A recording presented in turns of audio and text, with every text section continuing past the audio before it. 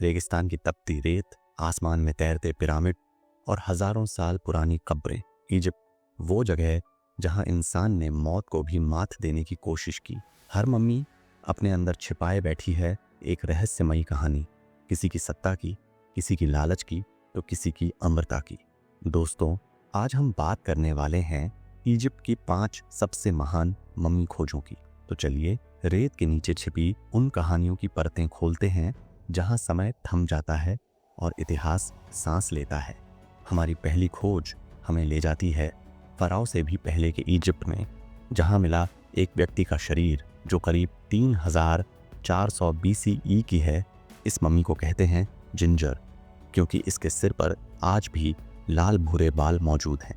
ये इजिप्ट के गिबेलिन इलाके में रेत के नीचे खुदाई के दौरान मिली थी। कोई ताबूत नहीं, कोई पवित्र रस्म नहीं, बस गर्म सूखी रेत ने इस व्यक्ति के शरीर को इतनी अच्छी तरह सुखा दिया कि वो हजारों साल बाद भी सुरक्षित रहा। वो समय था जब लोग अभी तक औपचारिक मम्मीकरण करना नहीं जानते थे, लेकिन जिंजर ने बताया कि प्रकृति खुद भी कैसे एक इंसान को अमर बना सकती है। बाद में जब इसका CT स्कैन हुआ तो वैज्ञानिकों ने पाया कि उसकी मौत एक तेज हथियार के वार से हुई थी।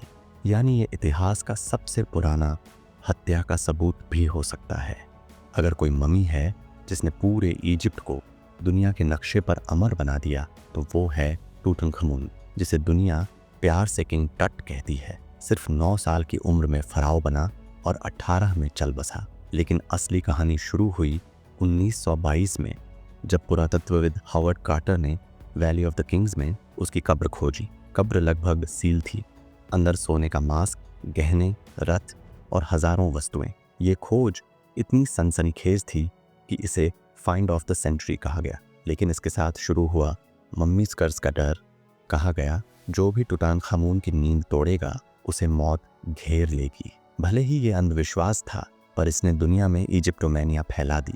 टूटानखामून ने हमें सिखाया कि कभी कभी छोटे राजा भी अमर साम्राज्य छोड़ जाते हैं।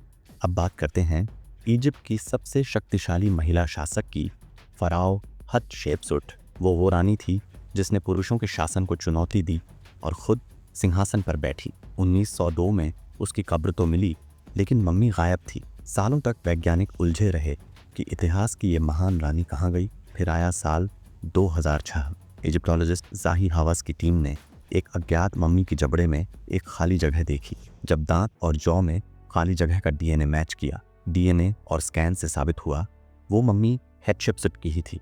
यानी जिस औरत को मरने के बाद मिटा दिया गया था, वो विज्ञान की रोशनी में दोबारा जिंदा हो गई। हेटशेप्सुट का मकबरा, डीर एल बहरी का मंदिर आज भी उसकी शक्ति और रहस्य की पहचान है। उसकी कहानी हमें बताती है कि इतिहास मिटाया जा सकता है, लेकिन खत्म नहीं किया जा सकता।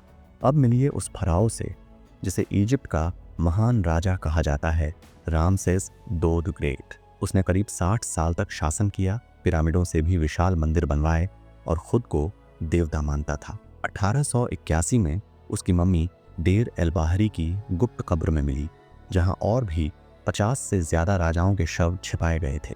सदियों तक ये शरीर सुरक्षित रहा, लेकिन 1974 में मम्मी पर फंगस होने लगा। इजिप्ट ने उसे संरक्षण के लिए पेरिस भेजा और सोचिए, उसे मिला एक असली इजिप्शियन पासपोर्ट जिस पर लिखा था किंग डिसीस्ड। फ्रांस में उसका इलाज हुआ और वो आज भी पूरी तरह संरक्षित है। रामसेस II की मम्मी हमें याद दिलाती है कि असली शक्ति सिर्फ शासन में नहीं, बल्कि इतिहास में जिंदा रहने में है। अब चलते हैं इजिप्ट के पश्चिमी रेगिस्तान में बहरिया ओएसिस की ओर। साल था 1996।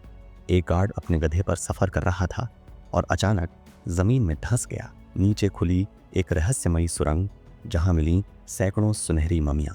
इस जगह को कहा गया valley of the golden mummies. ये खोज फराओ की नहीं, बल्कि ग्रेको रोमन दौर की थी, जहां आम अमीर परिवार भी मम्मी बनवाते थे। हर मम्मी सोने की परत में लिपटी, जैसे वो लोग भी देवताओं की तरह अमर होना चाहते हों। अब तक 200 से ज्यादा मम्मियां निकाली जा चुकी हैं और माना जाता है वहां 10,000 से अधिक मम्मियां अभी भी छिपी हैं। इस खोज ने साबित किया कि अमरता का सपना सिर्फ राजाओं का नहीं था, बल्कि हर इंसान की गहरी चाहत थी। तो दोस्तों, ये थीं इजिप्ट की 5 महान मम्मी खोजें। जिंजर, जिसने इतिहास की शुरुआत की। हेटशेप्सुट, जिसने परंपरा को तोड़ा। टूटनखामुन, जिसने दुनिया को चौंका दिया। रामसेस 2, जिसने अपनी शक्ति से युग बनाए। और गोल्डन वैली, जिसने बताया कि हर इंसान अमर होना चाहता था।